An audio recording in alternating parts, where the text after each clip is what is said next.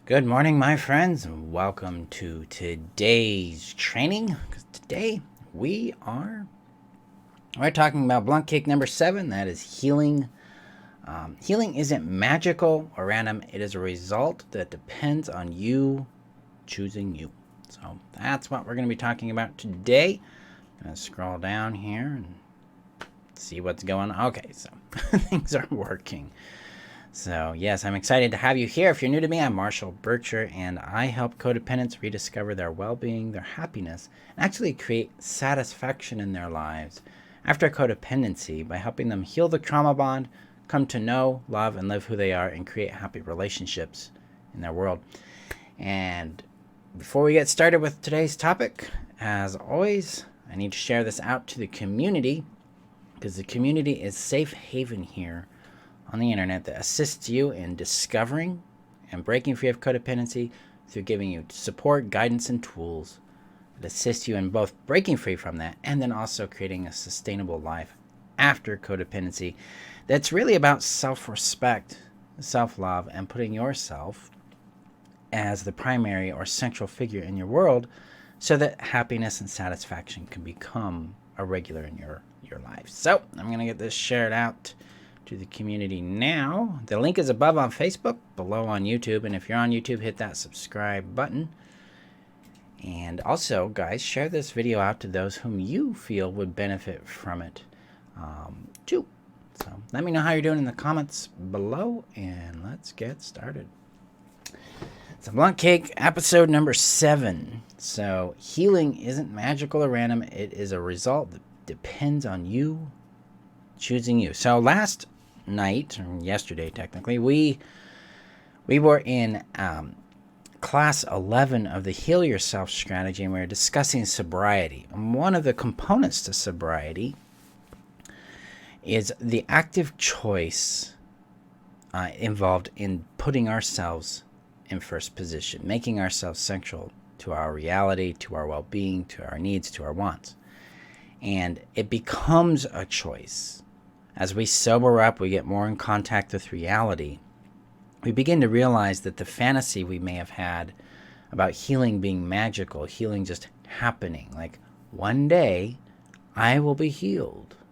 I'll wake up and it'll all be done. That kind of thinking is pretty prevalent in our world. And we start to see that we might have that fantasy, especially when we start to realize that the gritty, raw, earthy reality that comes with healing, that comes from living beyond codependency, that actually is the result of living in self-respect, self-compassionate, self-accountability, is a result of actively choosing our healing.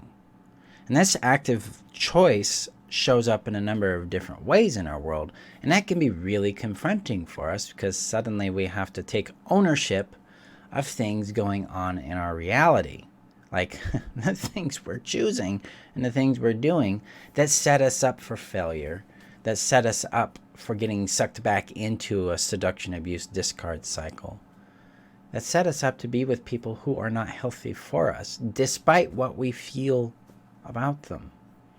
We have we're using our personal power in a way that harms us if we're choosing things that eventually lead to harming us.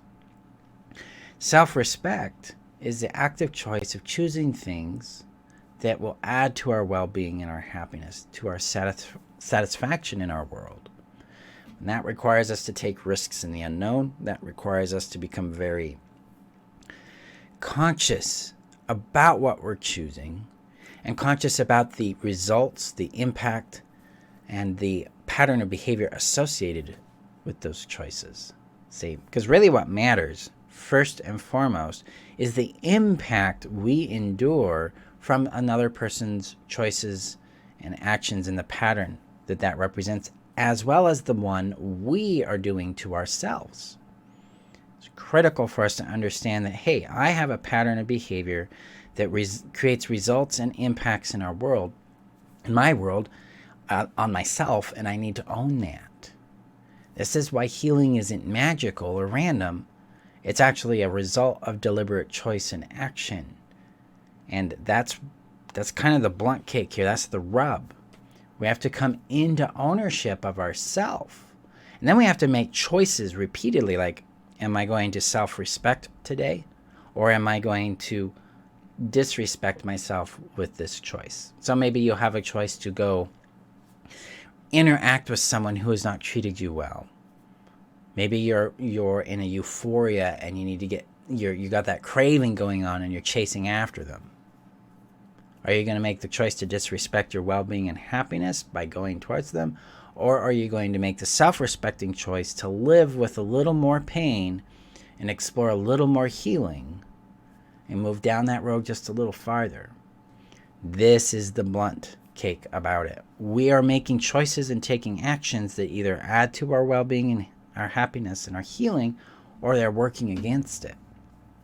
One of the hardest things, most difficult or challenging aspects of recovery, of actually growing beyond codependency, is this aspect of coming into ownership of our choice and our action, and then becoming very deliberate with ourselves, slowing down the choice and action train and going, is this going to get me a consequence I want to live with? Is this going to add to my well-being and happiness in a way I want? This is what we have to be doing here. This is what makes real healing happen. It's what makes it stick. Real healing is the demonstration of a new choice and action in perpetuity. That will lead to internal shifts in how we relate to ourselves, to others, and to life.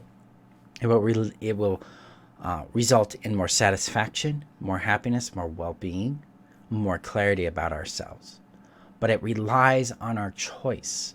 It relies on our action. It depends on it, because those are results of the choices and actions we're taking perpetually. Not just once, like, oh, I did the thing once, blah, blah, blah. No.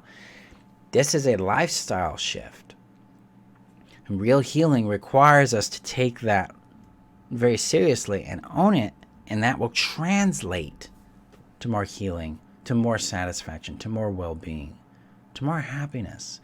It's how we break free of the codependent lifestyle and connect to our self-respecting lifestyle, the lifestyle that promotes our well-being, that results in a joy, in a happiness, in a peace, in relationships that work well for us. I mean, just in relationships, choices and actions matter deeply. Am I choosing to be with someone who doesn't respect me? Am I choosing to disrespect myself by staying with them or chasing after them? We got to be mindful there, because we're choosing something that's going to have a consequence on us that we get to live with, because we don't get to escape that consequence. That's going to show up for us. Am I choosing self-respect? Am I choosing to respect myself? Am I choosing to love myself? See, there's always this question of, how do I love myself? Well, that starts with choosing self-respect. That starts with choice and action that says, hey, I value me. I may not feel that I value me right now, but I'm going to make choices and actions that would reflect to myself that I value myself. A lot of times we're looking externally for how people value us. And we wonder if they value us because they're not treating us in ways that feel like they value and respect us. Well, the same thing is going on with ourselves. Are we treating ourselves and responding to ourselves in ways that reflect or demonstrate that we love and respect ourselves? Because the brain's a funny thing. If we don't treat the brain with love and respect, the brain's going to be like, I'm not lovable or respectable. But if I treat myself with love and respect, I'm going to start to feel it eventually. But it has to be done in perpetuity. It has to become a pattern of behavior in your world. Here's the other trick here. This requires us to make hard decisions, sometimes over and over and over. It requires us to confront relationships where we're attached to a person or enmeshed with them, or we have love, we're in love with them, but they're not showing up for us in ways that respect us, that nurture us, that care for us. We have to put ourselves in first position there. We have to become the first priority. Not their pain, not their trauma, not what they're going through, what you're going through. You'll have to come to value your pain and respect it. To make it, to treat it with value, importance, and priority. VIP. That allows your brain, it trains your brain to go, wow, this matters. This has value. My pain has value. I'm going to respect it. I'm going to respect that this pain is telling me this is not the place or person or thing for me. Instead, I need to choose something different in my world. It starts with self-respect. And fundamentally, it starts with choice. And that results in self-respect, which will then result in self-love. It'll result in self-compassion. It'll result in sobriety and clarity. And suddenly, you're not being codependent anymore because you don't need to be. Instead, you're becoming a self-advocate. You're respecting yourself. It's central to your well-being, to your happiness there. So we got some comments I want to read. Hey, Peter. Yes. Yes, I agree. Yes. Kaya says, the alternative to patterns can seem so foreign, almost like living in another world. They absolutely do. That's a good signal that you're going in the right direction. Things feel really weird and uncomfortable and foreign. Yes, you're winning at that point. Crystal shares, once I woke up to what was happening, I couldn't ignore it and turn a blind eye to abuse anymore, so I chose me. Yes. The best thing I have done was choose me over an 18-year marriage. I matter and I have value. Absolutely. You made the choice. You took the action that showed yourself that, hey, I value me. I care about you, little Marshall or little Crystal or whomever is doing that. I value me. Guys, this is the opposite of codependency. We're not trying to heal codependency. We're here to learn self-respect, self-love, sobriety, self-advocacy. We're here to literally learn how to be and live who we are. And then develop relationships, develop purpose, develop passions in our world from that. Okay? This eliminates our need to go out and try to find people who love us so that we feel lovable or respectable. Instead, we've taken ownership of being lovable and respectable and go, I love me and I respect me. I stand with me. So I don't need someone else to love me anymore, so I feel lovable. That's transition. Healthy relationship is I have love I want to share with someone, and I want to receive love from someone else. I want that connection. I want that vitality there. But I don't need them to love me, so I feel lovable. I'm responsible for my sense of lovability, my sense of self-respect. Those things are mine and mine only. I nurture them. I care for them. Let me see here. Yes, Pam, the VIP concept. Value, importance, and priority. That's what matters first.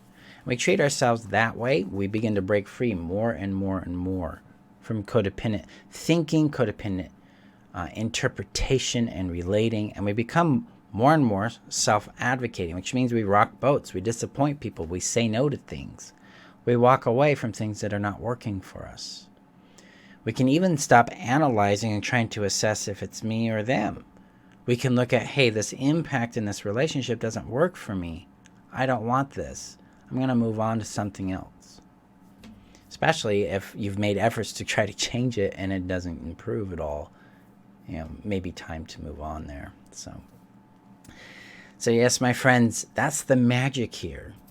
Healing is a product of choice, of action that we make towards ourselves. And we have to choose it over and over and over and over. And sometimes it's a real pain in the butt. Sometimes it's really difficult and really challenging. That's okay. That's normal. That's expected. I know in my own journey there were times where I was like, I just have to choose this every single minute. Because the euphoria, the distress, the pain, all of it was just too much at that point. So I made little choices, and sometimes the choices was, right now, I'm not going to contact them. Right now, I'm not going to shame myself for 3 minutes. Right now, I'm going to go for a walk. Right now, I'm just going to eat something fresh. Maybe I'm going to take a nap. And that's sometimes what I had to do to get through it until the fever broke and my brain resumed back into its healthy regulation. I could see, oh, yep, I am free of that nightmare. I am better here than I was there. I'm gaining more in my life here than I ever did while being in that relationship. That's key. That's self-respect. Self-respect does the hard things. There's a TV series I love called Battlestar Galactica, and in that there is a character named Commander Adama, and he tells his pilots this. Sometimes you have to roll the hard 6, which means you have to make really difficult decisions and deal with the consequence. Well, we're always going to be making decisions and living with consequences. So consider this question. Why not choose something that has a consequence that benefits you long-term rather than short-term, especially if that benefits more health, wealth, well-being, satisfaction, happiness in your world? That's self-love, that's self-respect, doing the hard thing, rolling the hard 6, choosing the path that promotes your long-term well-being.